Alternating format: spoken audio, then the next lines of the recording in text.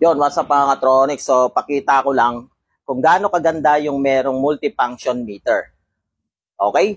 So, dito kasi sa multifunction meter, makikita mo kung ilang watts at saka yung pinaka consumption mo. Meron siyang volt, hertz, at ampere at power factor. So, ito pong magpapatunay yung hertz kung ito pong inverter nyo is pure sine wave or modified. Kasi pag modified sine wave, 50 Hz lang yan. So, yan, nakikita nyo. 60 Hz. 60 Hz po siya. Okay? So, ngayon, paggaganahin natin itong reciprocating. So, kung makikita nyo, this is 750 watts. So, medyo blurred lang sa camera natin. So, dito natin malalaman kung 750 watts nga ito. So, biglain natin.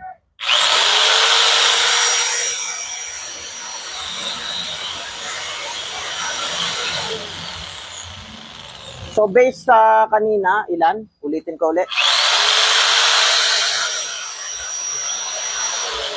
So, 366. So, malayo yung 750 watts sa 636. So, bakit ganon? Ibig sabihin kasi ito, gumagana siya ng freewheeling. Wala pa siyang pinuputol na object. So, magiging 750 to pag meron siyang pinuputol na object. Okay? So, ganon po ka bisa yung meron kang monitor.